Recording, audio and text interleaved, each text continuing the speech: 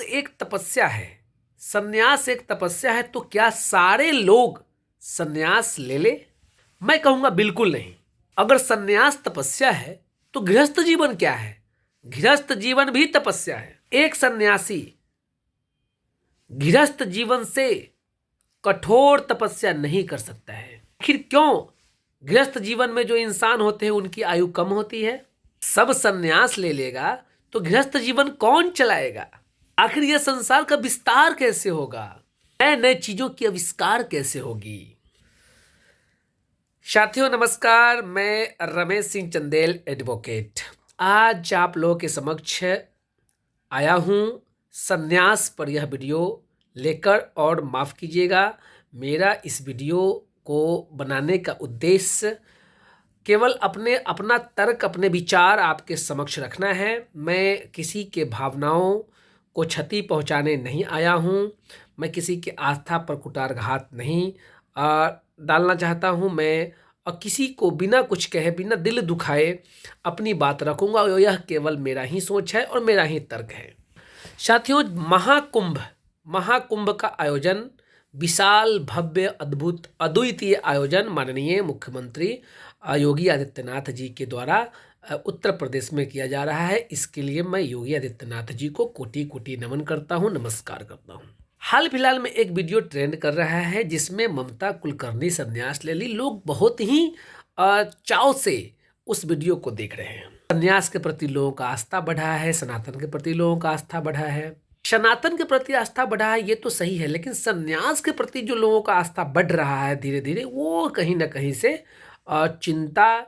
चिंतनीय है, चिंता के योग्य है। अब मैं बताना चाहता हूं कि संन्यास एक तपस्या है, सही बात है, लेकिन गृहस्थ जीवन भी एक तपस्या से कम नहीं है। गृहस्थ जीवन एक तपस्या से कम क्यों नहीं है? गृहस्थ जीवन में व्यक्ति को खुद को साबित करने होते हैं, खुद को साबित करना होता है, कर्म करने होते हैं। अब कोई कहे कि सन्यासी लोग भी कर्म करते हैं, मैं कहता हूं कि करते हैं, लेकिन अभी जो सन्यासी के दो प्रकार होते हैं। सन्यासी के दो प्रकार हैं। एक सन्यासी वे होते हैं जो सही मायने में सनातन के प्रति समर्पित हो जाते हैं, खुद को समर्पित कर देते हैं, सनातन को स्वीकार करते हैं, सन्यास ले लेते हैं और धर्म के प्रचार प्रसार में लग जाते हैं। लेकिन ठीक दूसरे जो सन्यासी होते हैं, दूसरे तत्व के जो सन्यासी होते हैं, वे बहरूपिया होते हैं, वे ढोंगी होते हैं, उनको कामचोर भी कह सकते हैं। कामचोर लोगों के लिए भी सन्यास और सनातन एक ढोंग जैसा है। वह ढोंगी बन जाते हैं, घर के अपने जवाबदेही को, अपने दायित्वों को छोड़कर चले जाते हैं, बाल बच्चों को भुखमरी के कगार पर छोड़कर सन्यास ले लेते हैं। मैं कहता हूं कि सन्यास को स्वीकार किया जाए। आप सबसे पहले तो आपने जो जीवन लिया है उसको सिद्ध कीजिए। जैसे आपने किसी का पुत्र बना है तो एक पुत्र धर्म को निभाइए। अगर आपने दाम्पत्य जीवन में चले गए हैं तो एक पति धर्म निभाइए। पिता बन गए हैं तो एक पिता का धर्म निभाइए। सारे धर्म और कर्म को निभाने के बाद यदि संन्यास आप ले लेते हैं तो अच्छी बात है।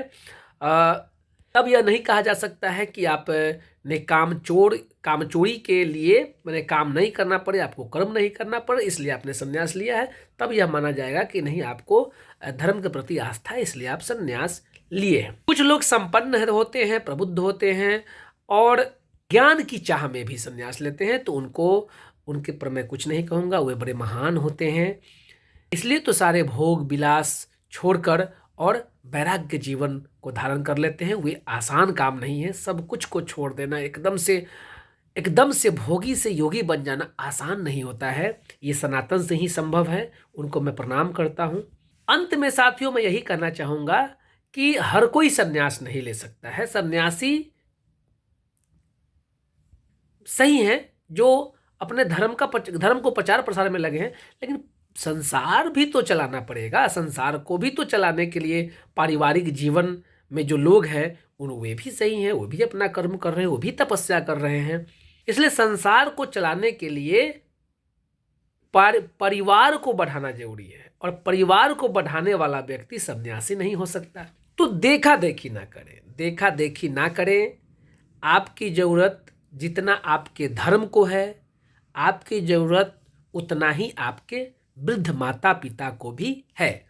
जितना ज़रूरत आपकी आपके धर्म को है, उतना ही ज़रूरत आपके पत्नी और आपके बच्चों को भी है।